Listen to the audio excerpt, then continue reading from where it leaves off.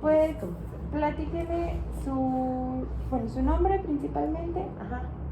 ¿Cómo es? Me llamo Lourdes Regina Velázquez Pineda y todos me conocen, no me gusta más que me llamen Regina, está bien. Okay. ¿Y cuánto tiempo tiene dentro de su experiencia laboral como psicóloga educativa? Pues fíjate que yo cuento mi experiencia desde que estaba en sexto semestre de la licenciatura, porque justamente fue como cuando estaba estudiando que me di cuenta que me interesaba el área de la conocí pues y dije no, sí, esto definitivamente es lo mío, y desde entonces mis prácticas profesionales, mi tesis de licenciatura, mi maestría, mi tesis de la maestría han sido justamente en el área de la psicología educativa. ¿Y ya tiene mucho ejerciendo esa especialidad? Sí, pues llevo trabajando aquí en la universidad 13 años.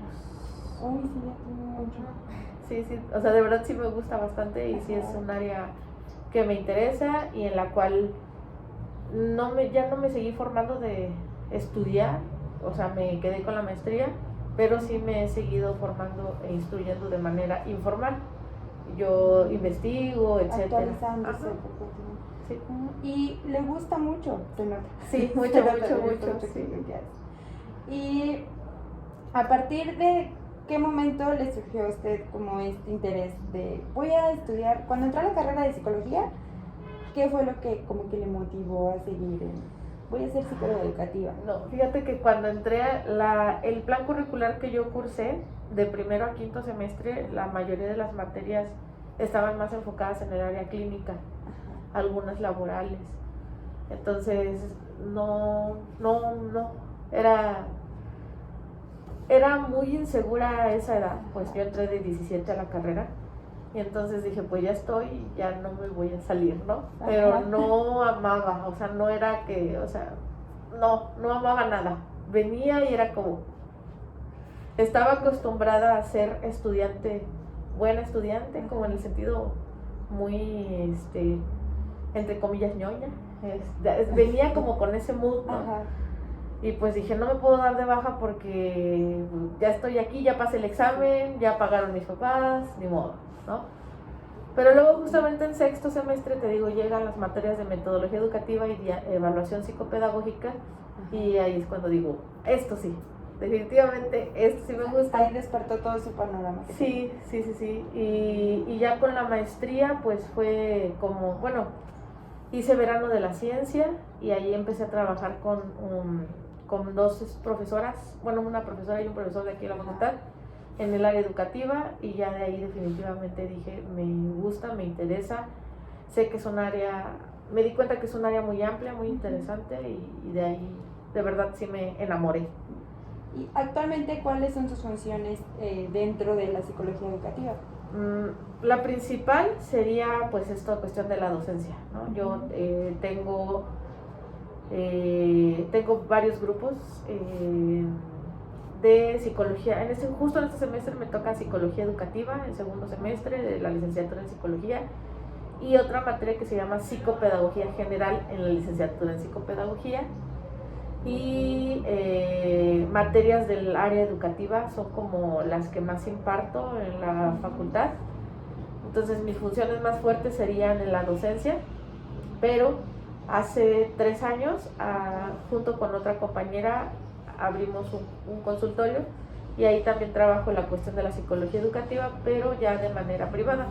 Entonces atiendo a niños, niñas o personas que... con dificultades de aprendizaje. Sí.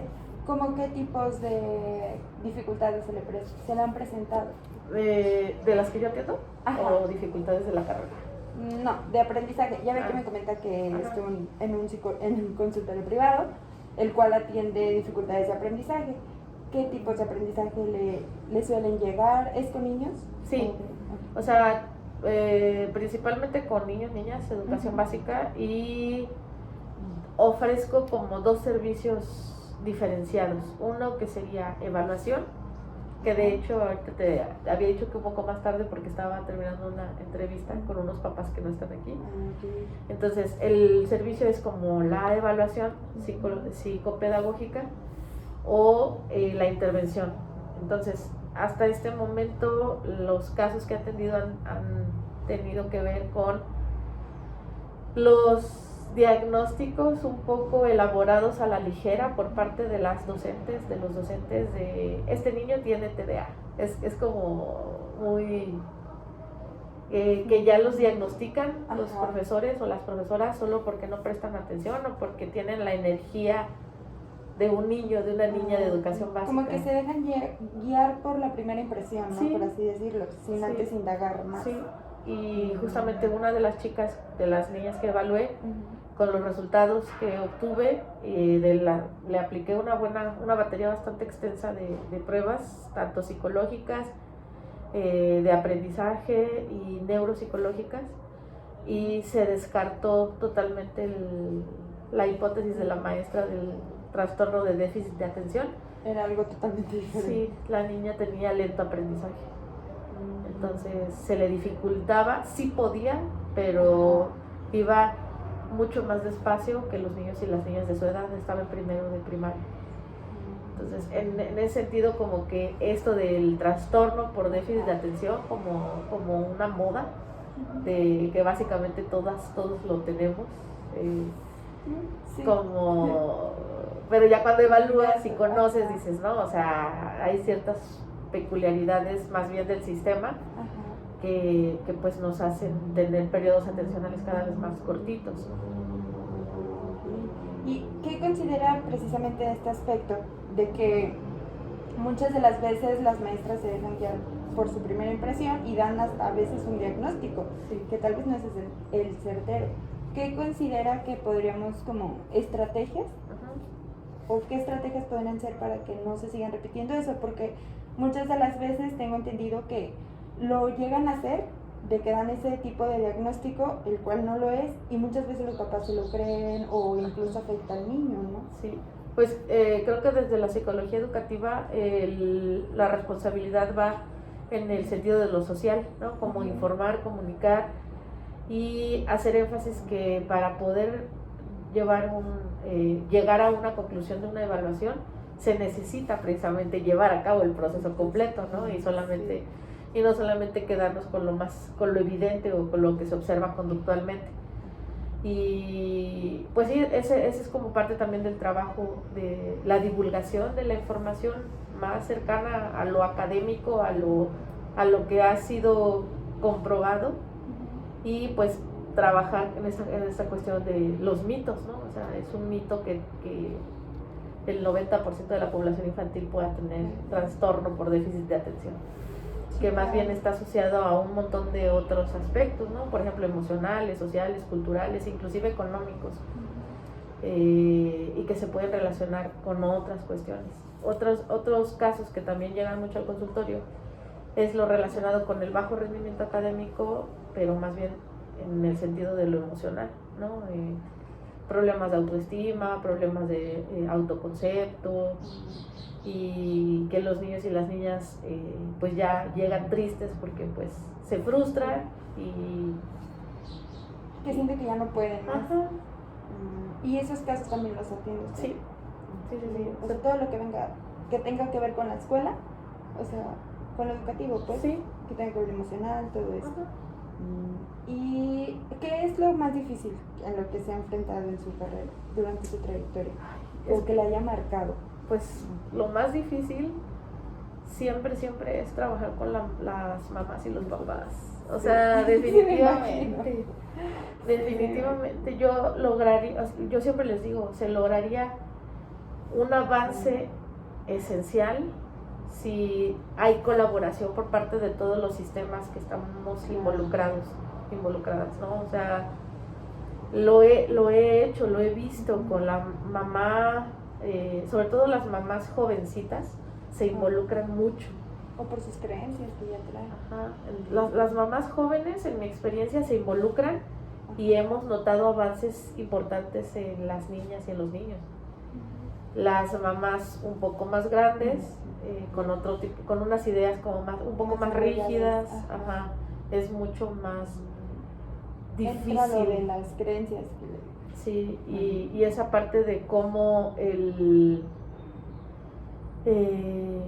esta mala concepción que se tiene de yo traigo al niño, tú me lo vas a curar, ¿no? Y me lo vas a devolver ya como arreglado, ¿no? Como, porque sí hay... Sí, como si fuera un coche. Sí, arréglalo y luego ya, para que podamos seguir siendo funcionales. Y que sí creo que es lo más difícil. Deben de cooperar. Sí. ¿Y lo que más le gusta? Ay, todo. Creo que justamente lo podría resumir en el sentido del establecer interacciones con las personas. O sea, es algo como que se me da de manera natural desde muy pequeña. Mi mamá siempre me decía de que siempre se me fue muy sencillo hacer amigos desde preescolar, ¿no? Que ella decía, es que cómo conoces a tanta gente si apenas acabas de entrar a este kinder, y yo, pues son mis amigos, ¿no? Y es algo que me gusta mucho, la interacción social para mí es lo que más disfruto, y la docencia y la psicología educativa te permite interactuar y conocer a mucha gente. Entonces, yo conozco alumnos, exalumnos míos de la universidad, conozco directores, directoras de escuela, maestros, maestras, niños, niñas. O sea, es como, eso es lo más interesante y lo más bonito, de conocer mucha variedad de personas, variedad de estilos de crianza, variedad de formas de ver la educación. ¿Cuál es aquella diferencia? Bueno, porque esa es mi duda también, de que yo antes confundía mucho la psicología educativa como aquella que se especializa en niños. Y creo, bueno, nuestra docente nos ha dicho que no solamente es en niños, que también se enfoca en adolescentes y así, ¿no? Pero yo antes lo veía como psicología infantil, más o menos. ¿Cuál es la diferencia entonces entre una y otra? Pues la psicología educativa tiene, digamos que el objeto de estudio es cualquier situación de enseñanza-aprendizaje, cualquiera. Entonces, pues la vida entera está llena de situaciones de enseñanza-aprendizaje. Yo siempre les digo en mis clases de psicología educativa a los de segundo, que la psicología educativa podría ser inclusive esta cuestión como de unión de eslabones. O sea, puede ser psicóloga educativa y trabajar en lo clínico, sí, porque hay un proceso de enseñanza-aprendizaje individual, personal, de la vida, ¿no? Entonces ahí puede entrar la psicología educativa con la psicología laboral, procesos de capacitación, adiestramiento, todo este rollo como de lo que hacen en las empresas, pues ahí va la psicología educativa. Si tú sabes planear, si sabes de términos generales de enseñanza, de términos de aprendizaje, de didáctica, o sea, se puede congeniar. Como un rompecabezas, más o menos, así es. Sí. Yo lo vería más bien como el eslabón, o sea, como el que va uniendo. O sea, a veces estamos muy acostumbradas a seccionar, ¿no? Aquí está lo educativo, aquí está lo laboral, aquí está lo clínico, aquí está lo infantil, acá está lo de adultos. Entonces, más bien pienso que la educativa une. Es un poquito de todo lo que les puede aportar. Sí, aporta mucho más que a todas. Entonces, inclusive no lo había pensado en las cuestiones forenses, pero también tengo un exalumno que estudió maestría en psicología criminal y forense, y él me dice, es que también ahí va el educativo, porque el educativo también tiene que ver la reinserción social. O sea, de cuando ya salen del reclusorio, pues también tiene un acompaño pedagógico para volver a entrenar a las personas en las habilidades para poder estar en sociedad. Sí, yo no lo había pensado. Y eso es muy interesante, y de hecho todo lo que me comentas es muy interesante respecto a que siempre pensamos que la pedagogía se enfoca a uno solo, que es al aprendizaje, a niños, adolescentes, y no, o sea, realmente se asocia a muchas áreas de la vida que uno a veces ni se imagina, como lo que acabamos de decir, lo forense. Sí, te digo, a mí yo no lo había visto, y justamente Víctor, mi amigo, sí dijo, yo tampoco.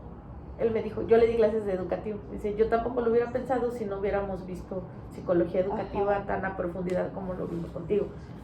Entonces yo dije, no, pues está interesante cómo cómo el proceso de enseñanza-aprendizaje se puede generalizar y ampliar a otras áreas que no alcanzamos a ver nosotras. Entonces, Víctor era creo que bueno, no sé si es el que yo pienso que nos dio una vez clase. ajá. El que es Víctor, ay, no me acuerdo Su apellido es Sandoval. Sí. ¿Víctor te dio clase? También me dio clase. Sí, ahí está en esa caricatura. Sí. Sí, Sí, sí, es muy bueno también. Muy bueno. sí, y justamente platicamos, vino estos días aquí a la facultad y estuvimos platicando justo de eso, de cómo la psicología educativa puede ser base para muchas interacciones con las otras áreas. Entonces, ¿cuál es la diferencia que usted me puede decir? Psicopedagogía es esto y psicología educativa es esto. O sea, tengo entendido que van muy de la mano, pero ¿cuál es esa diferencia que los marca? Creo que la diferencia radical, porque yo doy clases en las dos licenciaturas, es que los psicólogos educativos también nos formamos en cuestiones clínicas y de personalidad, como puede ser a profundidad o puede ser como muy superficialmente, pero sabemos de términos de personalidad, de autoestima, de cuestiones sociales, emocionales de las niñas, de los niños, de las personas. Los psicopedagogos no. Los psicopedagogos se concentran en cuestiones didácticas o pedagógicas. Entonces, yo les digo a mis alumnas y alumnos, en psicopedagogía, en términos de ética, si ustedes les llega un caso donde, por ejemplo, a la persona falleció alguien de su familia y eso ocasionó un bajo rendimiento, en términos éticos no lo podrían atender. Tendrían que referirlo a un psicólogo clínico o psicólogo educativo. Como para que analice los demás sistemas. Sí, o sea, un psicopedagogo podría intervenir en cuestiones de rendimiento escolar, sí, pero un psicólogo educativo podría intervenir en rendimiento escolar y en cuestiones sociales o afectivas, emocionales. Entonces podríamos ayudar, por ejemplo, acompañar en el duelo, y que a través de distintas estrategias, también pedagógicas, incidir en que el rendimiento académico vuelva a... O sea, es como hacer un trabajo multidisciplinario entre una y otra. Sí, o sea, yo siempre también pienso, en términos muy, muy, muy ideales, sería interesante trabajar un psicólogo educativo con un psicopedagogo de la mano. O sea, que el psicopedagogo, al menos aquí en la universidad, hay dos áreas de énfasis, matemáticas y español. Entonces, a los niños pequeñitos que les da angustia o que les genera ansiedad no saber leer o escribir.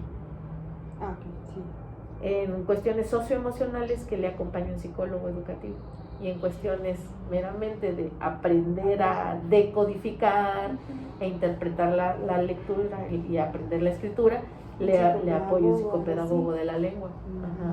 Y, por ejemplo, alguien que se quiere especializar en lenguas, por ejemplo, en terapia de lenguaje, ¿ahí entra más un psicólogo educativo o pedagogo? En el caso de aquí de la licenciatura, cualquiera de los dos, tanto psicólogos educativos como psicopedagogos, pero en términos, sí, o sea, se le está tratando de hacer mayor énfasis a que las chicas y chicos de psicopedagogía de la lengua oral y escrita se puedan especializar en terapia del lenguaje, porque llevan una fuerte base de lingüística, del desarrollo del lenguaje, como muy, muy específica, a diferencia de los psicólogos y las psicólogas. Solamente en toda la formación llevan una materia que se llama psicología del lenguaje y ya no lo vuelven a tocar. Sí, creo que nosotros también. Es diferente, pero sí. Y, por ejemplo, ¿qué es lo que más, ¿cómo decirlo?, recomendaría a alguien que se quiere centrar en esa área? ¿Qué es lo que usted diría? Te recomiendo, como darle las bases. No sé si me explico. Creo que lo principal tendría que ser Algo que me ayudó mucho, mucho, mucho y que recomiendo es ir a observar, o sea, ir a hacer cuestiones prácticas a las escuelas. Me ayudó a mí en lo personal mucho mi tesis de la licenciatura y de la maestría, porque básicamente todos mis datos los obtuve directamente del campo, o sea, yo me fui a hacer observaciones, hacer la mayor cantidad de observaciones, de ver, escuchar, oler, paladear, todo lo que ocurre en la escuela. O sea, yo estoy hablando que yo empecé en básica, ¿no? Haciendo trabajos, mis tesis fueron en primaria. Pero lo mismo pasa acá. Yo les decía a los psicopedagogos que están ahorita quejándose de que no han podido hacer prácticas por lo del COVID. Yo les digo, es que ustedes tienen, el centro de prácticas está aquí, es la universidad. Tienen a los profes, pueden observar cómo les damos clase, pueden empezar a hacer hipótesis de qué estrategias pedagógicas están utilizando. Tienen, les decía, a los policías, ellos conocen muy bien el campus y cómo se mueve. Tienen a las personas de la cafetería, a las personas de intendencia, a los bibliotecarios, a las secretarias, o sea, tienen todo aquí para poder hacer prácticas de observación y de involucrarse en la vida de una escuela. Entonces, para poder entender el proceso de enseñanza-aprendizaje en las aulas, tiene que ver todo con todo, es sistémico. Entonces, si hay, somos una comunidad educativa, entonces más bien entendernos desde ahí, desde que pertenecemos a una comunidad, y en ese sentido podemos ya después empezar ahora así de, pues sí, o sea, tiene sentido que no sé, conocer los sueldos de los maestros, o sea, que de repente lleguen agüitados o tristes, dices, se entiende. Pero, y eso afecta en su enseñanza. Exacto. Entonces es más como evaluar también cómo interacciona el docente con el alumno, sí, y qué hay también detrás de eso, ¿no? O sea, ¿por qué lo hace así? Sí. O por ejemplo también se enfoca mucho en las coordinaciones. Sí. Si están haciendo bien su chamba, o sea, si estás orientando bien a tu alumno. Sí. Sí, o sea, es como aprender a observar y aprender a tratar de hacer tus hipótesis para poder comprobarlas. Limitando de dónde viene cada cosa. Sí, o sea, por ejemplo, si hablamos de bajo rendimiento académico o de deserción escolar, no es un fenómeno que se dé de la nada. No, tuvo que haber algo. Exactamente, y normalmente es sistémico, ¿no? Sí, porque evalúas las variables, ¿no? Sí. Los sistemas.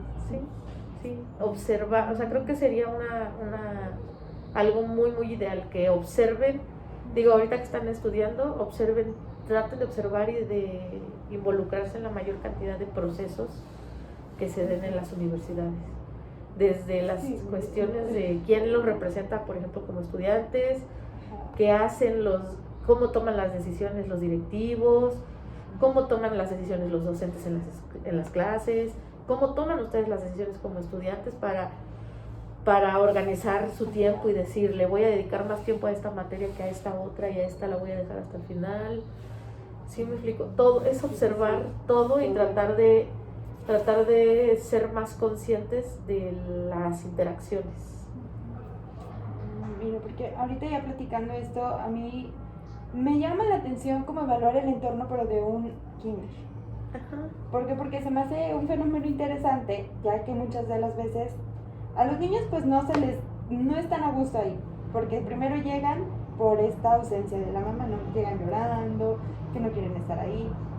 Entonces muchas de las veces también los papás los dejan como de ahí te lo dejo y ya, para no hacerme cargo de él. O sea, no porque vayan a aprender. Y no sé, y aparte como desde niños pues se define lo que vamos a hacer de grandes, no sé, se me hace un fenómeno muy atractivo trabajar con niños chiquitos. Sí, lo que ocurre con preescolar, mi tesis de licenciatura fue trabajé con niños y niñas de tercero de preescolar y de primero de primaria.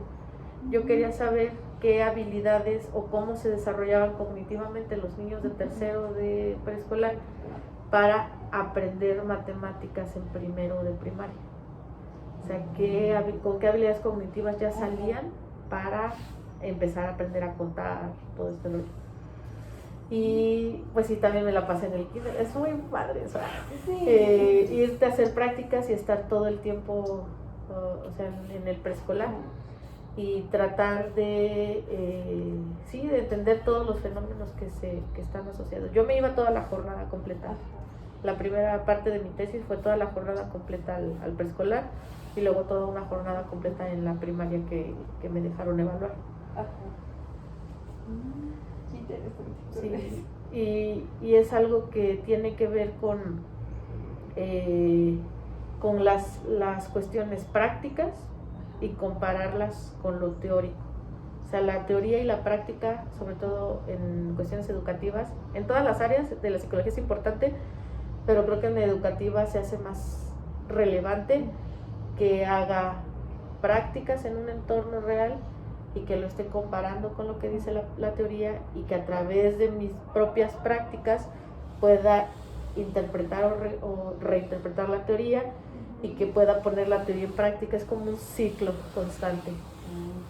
Entonces, que a lo mejor Piaget dice tal cosa sobre el aprendizaje, el desarrollo cognitivo. Ah, sí, ya lo vi. Los niños y las niñas sí tienen un pensamiento concreto.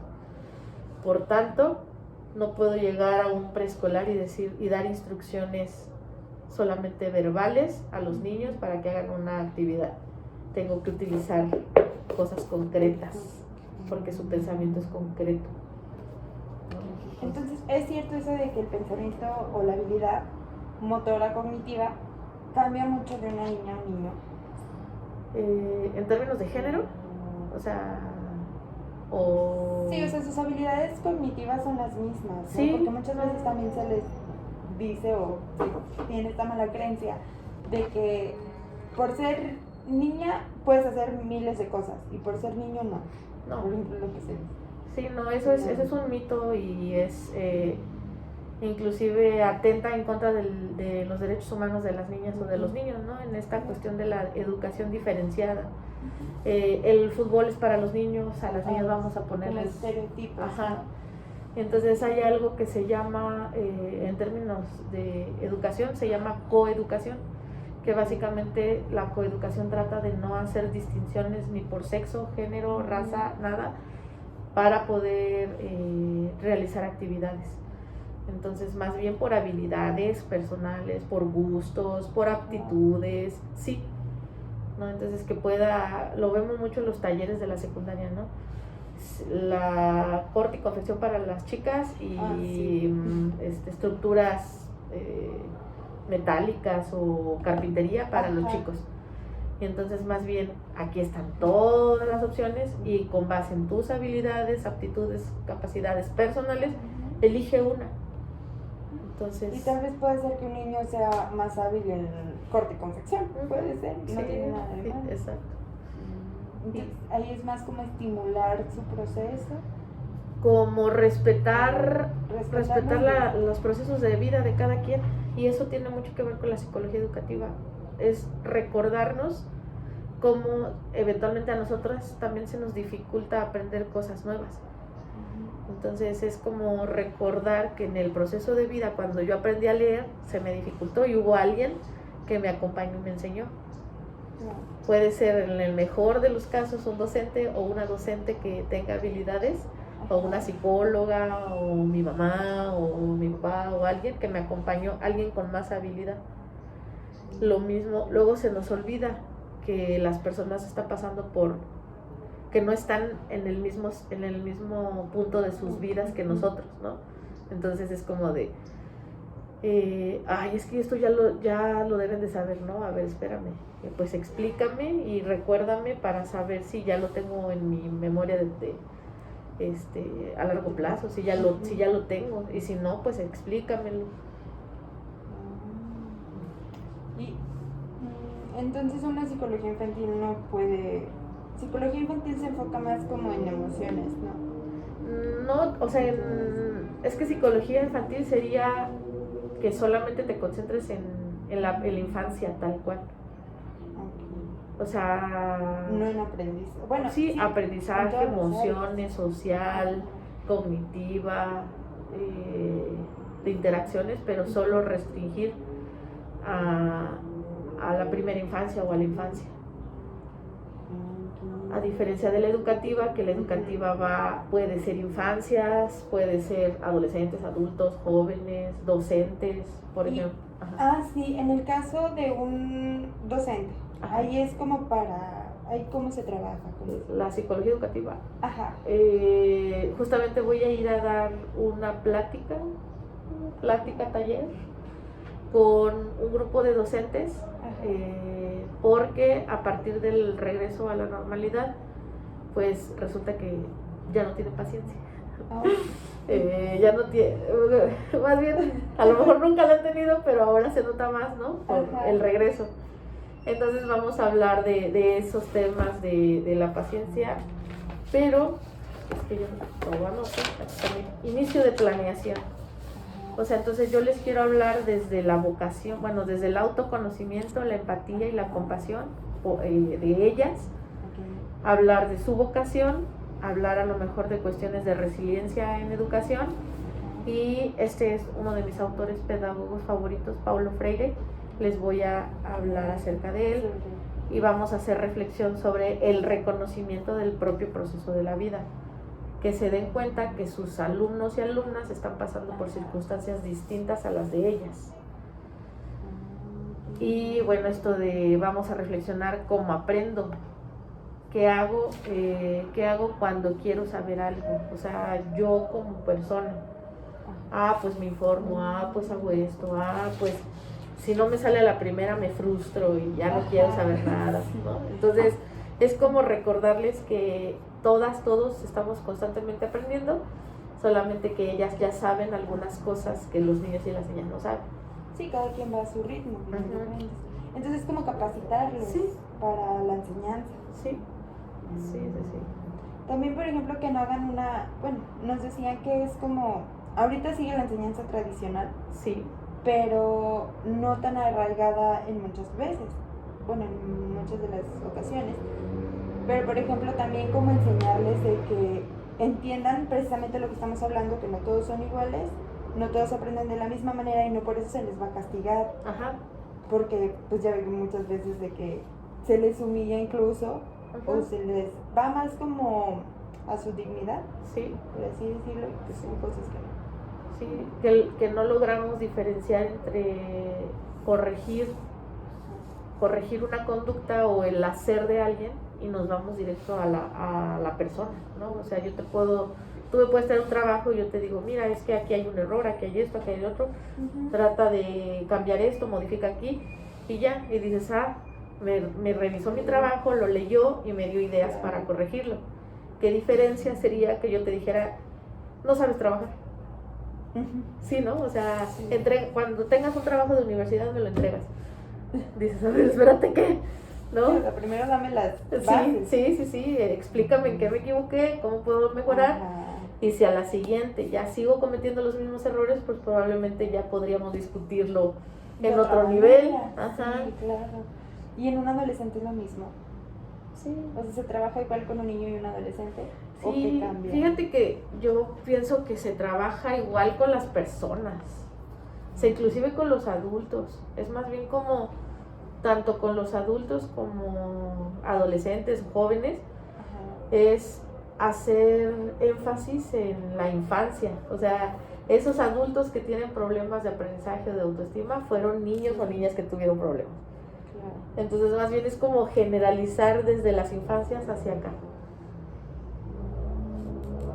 Igual pasa con los adolescentes, así, ¿en qué momento preferiste dejar de aprender?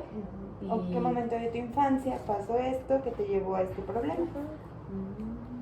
Así, es lo mismo casi. Sí. Es la misma dinámica. Sí, de hecho por eso yo no me había animado, estoy estudiando y leyendo ahora también de psicología clínica, porque no me había animado a estas cuestiones terapéuticas o de acompañamiento. Obviamente doy algunas de esas clases aquí en la facultad también, y me he estado formando e informando, y algo que me he dado cuenta es que las personas adultas o jóvenes que llegan a terapia o apoyo psicológico, pues ya que empiezas a hablar con ellos, empiezas a hablar con los niños y las niñas con ciertas heridas, ¿no? ciertas circunstancias de vida en las infancias, normalmente. Sí, porque muchas de las veces hay ciertos factores emocionales, sociales y afectivos Ajá. que nos afectan en nuestro rendimiento escolar. Sí. Y es como evaluar de ahí, ¿no? De qué viene. Entonces, ahora que me lo estoy contando, sí cambia mi visión, porque muchas veces, bueno, yo pensaba que psicología educativa era dar clases. Ajá. Y dar clases a niños era enfocado a dar clases. Ajá. Y no más de hacer este análisis, Ajá. como esta introspección dentro del niño, adolescente, adulto. Es como más orientar, ¿no? Sí. Más que enseñar. Sí. Entonces un psicólogo educativo se puede enfocar tal vez en puro análisis y no tanto en la enseñanza. Ajá. O sí tiene que ser a fuerzas dar clases, o cuáles son como sus ramas de especialización. Podría ser inclusive, hay un área súper bonita ahorita que dices la palabra orientación, la orientación vocacional, la orientación educativa, o sea, son súper bonitas, súper bonitas. Yo también he dado esas materias aquí y guiar un proceso de autodescubrimiento para que una persona pueda tomar una decisión de vida, ¿no? ¿Qué carrera voy a estudiar? Si voy a estudiar, si ya voy a trabajar, cómo voy a planear mi vida. Claro. Eso también es un área, esa es psicología educativa y es bonita, es emocionante, es interesante y no precisamente es dar clases. Uh-huh. O sea, sí, la orientación educativa, la orientación vocacional. Podrías, si te interesa el área, un psicólogo educativo podría trabajar asesorando la creación de planes y programas curriculares, eligiendo textos, eligiendo contenidos, eligiendo objetivos, ayudando u orientando, por ejemplo, a un maestro de ingeniería. Ajá. Que quiera tener un proceso más eficiente de enseñanza-aprendizaje. Como psicólogo educativo tú le puedes saber, vamos a revisar entre los dos lo que tienes, entre las dos, y vamos a ir dándole orden, ¿no? Elegir dependiendo del objetivo que quieras cumplir en cada una de las unidades o cada una de tus semanas o temas, qué objetivo quieres lograr y cuáles serían las estrategias más adecuadas para cumplir ese objetivo. Entonces, o a un maestro primerizo también puede ser. Sí, a docentes de cualquier nivel educativo. Y también se relaciona mucho con lo de la orientación vocacional, también se puede orientar con clínica incluso. Sí. O sea, sí es como mucho de todo. Sí. Incluso en lo laboral se puede encontrar. Sí, pues te digo, fíjate que las personas que les interesa el área educativa y luego se van a laboral, normalmente se van más al área de la capacitación. Ajá, entonces eso tiene que ver con sabes planear, sabes redactar objetivos, sabes de estrategias de enseñanza-aprendizaje, entonces solamente es ponerlos en práctica en un área distinta a lo académico o a lo escolar, en un área laboral, pero es un proceso de enseñanza-aprendizaje. Claro, y que muchas veces ni se les enseña muy bien y por eso pasan accidentes, miles de cosas. Hay que saber cómo dejar este impacto en otra persona de lo que les estás enseñando, ¿no? Como dejar tu huellita ahí. Y el impacto está en saber de enseñanza-aprendizaje. O sea, es el núcleo. Entre más sepas de cómo generar, de hecho Paulo Freire dice que el docente o las docentes somos facilitadores, que les damos todo, o sea, tendríamos que darles toda la información, todas las habilidades, las prácticas, lo que sea, para generar la posibilidad de que ustedes, los estudiantes, o a quienes estamos orientando o guiando, generen su propio conocimiento. Entonces, nosotros dar todo lo que se pueda, acomodar las circunstancias para que pueda darse el desarrollo o la construcción del aprendizaje, del conocimiento. Sí. Y bueno, ya como casi último punto, ¿qué, por ejemplo, usted qué recomendaría a las universidades o la facultad, por ejemplo, que vaya enfocada a psicología, a la licenciatura en psicología, qué recomendaría para que haya como un poquito más de psicología educativa? Porque como bien lo comentó al principio, nada más se nos da una clase. Entonces, por eso es que tenemos el panorama muy cerrado sobre psicología educativa y tenemos estas creencias erróneas que tal vez no son. Entonces, ¿qué es lo que...? Pues algo que ya hicieron en el plan curricular de aquí de la facultad fue abrir tal cual un área de educación, de psicología educativa. Entonces, por ejemplo, en segundo semestre llevan psicología educativa, luego llevan, estoy dando ahorita en cuarto semestre, psicología y diseño curricular, y luego llevan otra que se llama psicología y atención a la diversidad, que es que como la psicología educativa puede enfocarse en lo que antes se nombraba como educación especial, pero más bien atención a la diferencia, las distintas formas de aprendizaje, de enseñanza. Entonces, la recomendación ideal sería que pudieran armar un buen tronco fuerte en las áreas que ofrecen, en todas, porque luego está muy desbalanceado y la mayoría de las clases luego son muy clínicas. Fue mi experiencia, no sé en tu caso. Entonces, más bien, lograr el equilibrio entre todas las áreas. Ahorita yo te podría decir educativa porque es de la entrevista y es mi área, pero te aseguro que si hablamos con un laboral, con Víctor, que es de la psicología forense o criminal, te diría lo mismo. Es como buscar el equilibrio. Si ustedes van a ser psicólogos o psicólogas generales cuando egresen, tendrían que conocer de manera equilibrada todas las áreas y no que la balanza esté inclinada hacia una en particular, la clínica, normalmente. O sea, como ser más autodidacta en lo que quieras especializarte. Sí, o sea, por tu propio pie. No tendría que ser así, ¿no? Más bien sí, no tendría que ser así. Desde las universidades, las facultades donde se estudia psicología, lo ideal sería que hubiera un equilibrio. Pero como no existe, pues sí, más bien es, si te llama la atención algo, pues ya es responsabilidad tuya el informarte más, el leer más, el adentrarte. Cuando algo nos interesa, ni siquiera es necesario que nos diga que lo estudiemos o que lo busquemos. Claro. Solitas empezamos, escuché este término, ¿no? A ver de qué se trata, en dónde se aplica, quién lo dice, por qué. Sí, es que le pregunto esto porque muchas veces nos guiamos por nuestro instinto, o sea, de que somos clínicos o esto es lo que más vemos y es lo que más nos llama la atención.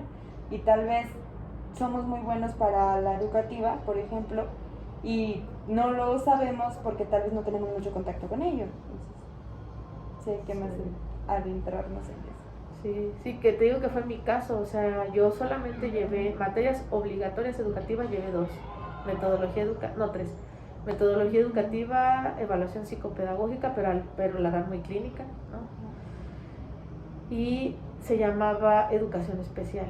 Esas 3 fueron mis materias obligatorias. De ahí en fuera yo elegí prácticas educativas en los 2 años que hice prácticas y ya después me metí en un servicio social educativo, luego hice mi tesis, o sea, ya dependió absolutamente de mí tener más información y contacto con el área. Sí. ¿Me recuerda cuánto tiempo llevan la práctica de educativa? Hace mucho que egresó. Sí, mira, yo egresé de la licenciatura en el 2006. O sea, yo llevo trabajando aquí en la uni 13 años. Ajá, sí. Y de esos 13, pues todavía yo desde... ¿En qué año estaba? Entré en el 2001, 2002, 2003, 2004, 2005. Como desde el 2003 me ha gustado el área educativa. Entonces, ¿usted egresó en el 2001 de la licenciatura? En el 2006. En el 2006. Y a partir de ese entonces sí, ejerció la educativa. Sí, porque lo pegué. O sea, luego que egresé, entré a la maestría. Okay. Y la maestría fue en psicología, maestría en psicología se llama el programa, bueno, se llamaba. Y el énfasis era psicología, educación y sociedad. Suena interesante. Esa fue mi maestría y luego, o sea, todo se ha ido pegando. Ajá. Terminé la licenciatura, me titulé con mi tesis, luego entré a la maestría, me titulé con mi tesis en la maestría y luego empecé a trabajar aquí en la uni. Okay. ¿Y ahorita está solamente como docente? Y en el consultorio, algunos en algunas pocas horas que se ven aquí libres, porque de ahí en fuera todos, o sea, mis horarios son complicados. Aquí me metieron otra materia porque no había un profe. Y aquí, en estos dos espacios, hay otra materia. Entonces, por ejemplo, los jueves entro a las 11 y salgo hasta las 7 de clases. Y las clases son de 2 horas, sí. Sí. Pero aquí, digo, actualmente es docente o coordinadora. Docente hora clase. ¿Y aquí les asignan un cubículo para que planen sus clases? O los que estamos sindicalizados. Ah, ok, sí. Solamente. Sí. No, sí, sí, lleva tiempo en la práctica. Y es un espacio, o sea, por ejemplo, a mí ya me tocaron, estos son nuevos, pero a mí ya no me tocó computadora. Ajá. Yo traigo mi computadora. Entonces ya se va viendo la carencia de recursos. Sí, porque los primeros cubículos que están allá por las canchas. Sí, están más actualizados. Sí, cuando vine a hacer examen, porque dice aspiré para aquí, sí nos pasaron para allá y sí está más. Sí está. Es como el centro de cómputo, ¿no? Sí, y en los cubículos que están abajo son un poco más viejitos, pero ahí sí hay computadora. O sea, cada profe tiene una computadora de escritorio. Y bueno, como última pregunta, la psicología especial, la práctica especial, ¿la educación especial? Educación especial. ¿Cómo se podría...? Pues, o sea, ahí también entra la psicología educativa. Sí. Yo hice mis prácticas en el Centro Educativo El País de las Maravillas, que es un centro de educación especial. Y yo estaba en grupo con niños y niñas con distintas características, sobre todo cognitivas, por debajo de la norma, ¿no? O sea, con algunos déficits cognitivos o intelectuales. Y pues básicamente haces todo lo que ya te platiqué: evaluar, planear, ejecutar programas de intervención educativa. También con padres, ¿no? Y ahí es más batalloso, me imagino. Más complicado. Más complicado, sí. Pero fíjate que ahorita, de hecho, tengo otro taller en puerta, le puse todos para uno y uno para todos, profes colaborando. Lo voy a ir a dar a la zona huasteca. Uno de mis exalumnos trabaja ya en USAER, es la Unidades de Apoyo y Servicio a la Educación Regular, USAER. Entonces, él es psicólogo y él está coordinando allá en un área de la zona huasteca. Y ya desde el año pasado, cuando era todavía más esto del confinamiento y estos rollos, ya había compartido un taller con ellos. Habíamos hablado de el apoyo emocional para familias que viven con un hijo o hija con una discapacidad. Entonces, ¿cómo podemos apoyarlos emocionalmente? Y se lo di primero a los profes y luego lo dimos a las familias. No tienes la idea de lo diferente que es trabajar con gente de la Huasteca de escasos recursos versus trabajar con alguien de aquí de la ciudad. Todos los papás, las mamás involucradas, preguntando, diciendo, wow, esto está bien interesante, nunca lo había pensado. Y son personas que no tienen el privilegio de ser universitarias o de haber estudiado. Entonces están ávidos de informaciones como están más abiertos. Sí, súper, y es muy bonito y emocionante. Los profes más o menos, pero acá de colaboración, la idea de USAER va a ser invitar tanto a los maestros y maestras de educación especial como a los regulares. Entonces en mi taller vamos a trabajar todos juntos, todas juntas. Y ahí sí voy a ir en presencial. Sí, ay, qué bueno. Sí, en junio que se acaben las clases en la uni voy a ir 2 días a la Huasteca ya. Sí, entonces sí también me gusta eso, trabajar con los docentes. Y bueno, ya finalmente, ¿qué consejo le daría a alguien que se quiera adentrar en psicología educativa? ¿Y cómo definiría su profesión en una frase? Ay, ¿qué consejo?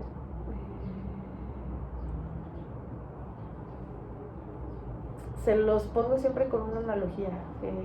Ustedes están muy chavitos. Es bonito, te voy a regalar uno. Hay una caricatura que se llama Los Thundercats, que el protagonista se llama Leono, tiene esta espada que se llama la espada del augurio. Entonces, cuando se activa, la espada del augurio te permite ver más allá de lo evidente. Básicamente, el consejo iría por ahí, que vean, que traten de ver más allá de lo que puede, de lo evidente. ¿En qué sentido? De cómo, desde cómo hablan, cómo les dan indicaciones, cómo les explican, porque entre más desarrollemos esta mirada más profunda, no tan superficial, podemos también generar aprendizajes más profundos y no superficiales. Entonces, no solamente a los educativos, a los psicólogos y psicólogas sería desarrollar la capacidad de ver más allá de lo evidente, siempre, en todo momento. Y profundizar más. Sí, profundizar, porque estamos muy acostumbrados a lo superficial. Entonces, la maestra nos dio la definición de psicología educativa. Entonces, más bien, ¿qué me llamó la atención de esa definición? Y yo, por mi cuenta, buscar, ver qué hay detrás. Inclusive preguntar, maestra, ¿desde qué perspectiva tenía el autor o la autora que nos da esta definición? Pues era cognitiva, o era constructivista, o era conductista, ¿no? Entonces, o por ejemplo Paulo Freire, que era una postura totalmente crítica y que hablaba de la educación o de la pedagogía como la posibilidad de darle herramientas a la gente para que se libere de las cuestiones opresivas del sistema. Entonces es ver más allá de lo evidente. Y también que le apasione, ¿verdad? Súper bien, sí, o sea, si es algo que te gusta, hay la película esta de se me fue el nombre, de Pixar, de las últimas, se me fue el nombre, pero básicamente algo que dice ahí es encontrar tu estado de flow. El flow es algo también psicológico, pero que es como encontrar este estado en el que nada más importa. ¿El pianista? Soul, sí, cuando el pianista encontró su flow, su vocación en tocar el piano, ¿no? en la música, jazz en particular. Igual pasa en todo lo que hacemos. Cuando encontramos ese estado de flow que nos emociona, que somos muy felices, estas horas seguidas de clase sí son cansadas para el cuerpo, pero no para la cuestión emocional. O sea, ya estoy cansada de mi cuerpo, pero mi energía sigue alta porque estoy emocionada compartiendo, porque es algo que me apasiona. Y más allá de como de compartir tu aprendizaje, es como de evaluar, como de centrarte en un fenómeno, ¿no? Como de evaluar esto, estás interesado en ayudar al otro en un fenómeno que es el aprendizaje. Sí. Y algo que me ha servido mucho es más bien, pues sí, darme cuenta de la responsabilidad tan grande que tiene acompañarle a alguien en que conozca de un tema. Entonces, sobre todo la psicología educativa sí es mi pasión, me gusta mucho, pero cuando me toca dar clases de clínica, por ejemplo, doy una que se llama evaluación de la personalidad o evaluación psicológica, y doy otra que se llama enfoques de intervención clínica, que es nueva esa materia para mí totalmente. Esa materia de enfoque se trata de la introducción a todas las psicoterapias. Entonces, más bien lo que estoy haciendo es, desde lo que yo sé de los procesos de enseñanza-aprendizaje, dar la información clínica, y ahorita vamos a empezar a analizar la terapia psicoanalítica. Entonces, a mí me dieron yo asumí la responsabilidad de impartir estos conocimientos, pues más bien voy a buscar la estrategia más adecuada para poder compartir esa información. Entonces, ¿cómo podría definir su profesión en una frase? A ver, es que tendría que ver con algo como... Ay, la psicología educativa o mi profesión como psicóloga educativa sería como el reconocimiento, el respeto a la diversidad de saberes que hay en el aula. O sea, eso para mí es la psicología educativa. ¿Por qué? Porque todos en las aulas sabemos cosas y desconocemos otras tantas. Son distintas habilidades. Sí. Y las habilidades que uno adquiere a veces son innatas, por así decirlo, o cómo se da cuenta, ay, este niño es hábil para esto, aunque él no se dé cuenta. Pues tiene algunas sí, quizás algunas sí, como tener un oído más desarrollado, un olfato más desarrollado, una vista más desarrollada, podría ser, pero considero, eso también lo investigué, y se relaciona mucho también con los patrones de crianza y con que se facilite cierta cantidad de estímulos. Ajá. Y algunos otros estudios dicen, por ejemplo, que las mamás y papás que han estudiado alguna carrera, licenciatura, posgrado, tienen mayor cantidad de estímulos visuales en las casas y por tanto los niños y las niñas a lo mejor empiezan a adquirir un gusto por la lectura a más temprana edad que los que no. O sea, tiene mucho que ver la crianza. Pues creo que ya sería todo. Ok. Y creo que sí. Okay. Muchas gracias.